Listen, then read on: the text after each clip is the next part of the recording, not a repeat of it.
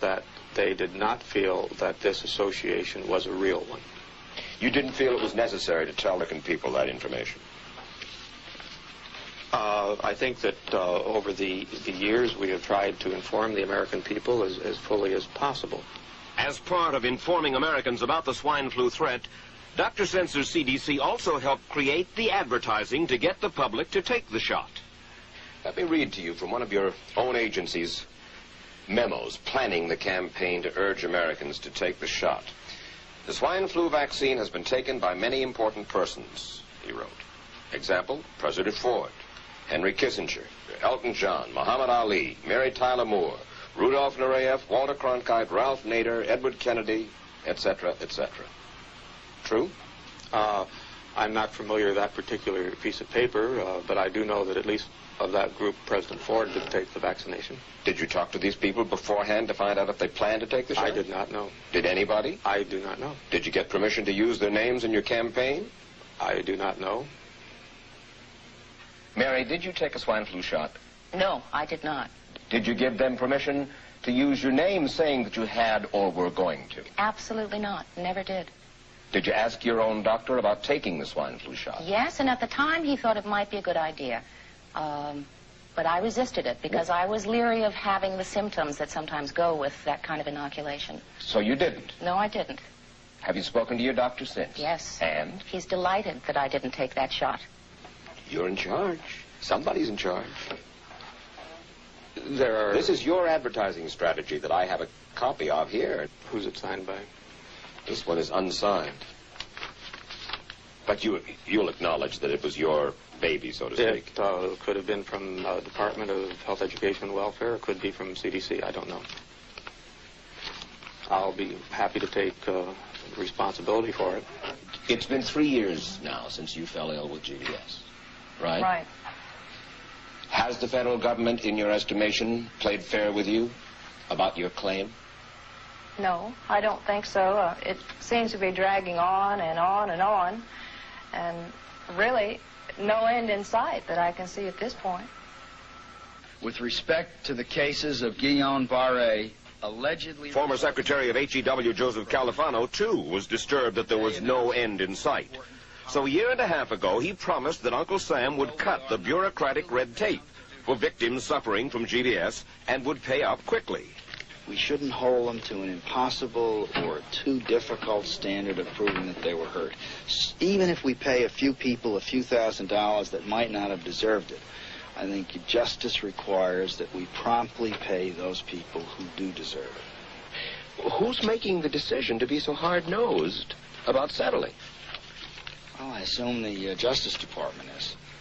Griffin Bell before he left? Well, the Justice Department agreed to the statement I made. It was cleared word for word with the lawyers in the Justice Department by my HEW lawyers. And that statement said, in effect? That statement said that we should pay Guillain-Barré claims without regard to whether the federal government was negligent if they resulted from the swine flu shot. I think the government knows it's wrong. If it drags out long enough, that people will just give up. Let it go. I am a little more adamant in my thoughts than my wife is, because I told Judy to take the shot. She wasn't going to take it, and she never had shots. And I'm mad with my government because they knew the facts. But they didn't release those facts because if they had released them, the people wouldn't have taken.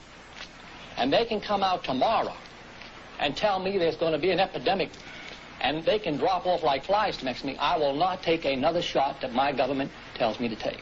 Meantime, Judy Roberts and some 4,000 others like her are still waiting for their day in court.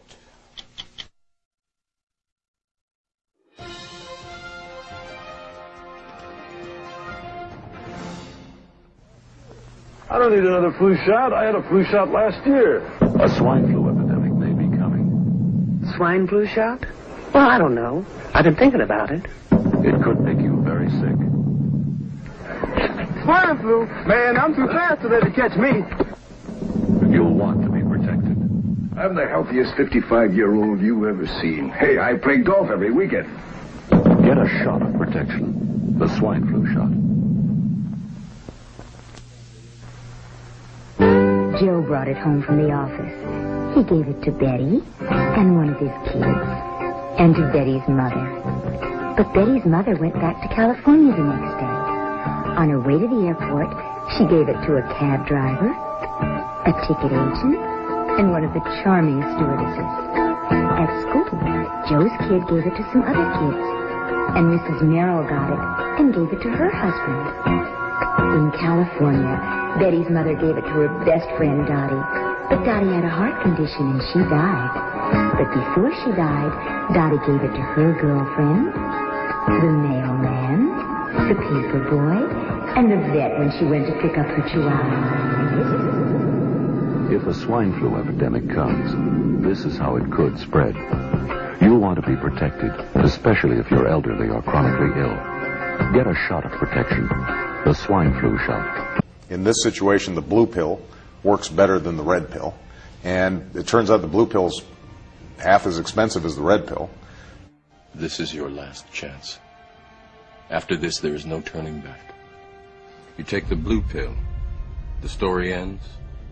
You wake up in your bed and believe whatever you want to believe. You take the red pill, you stay in Wonderland, and I show you how deep the rabbit hole goes.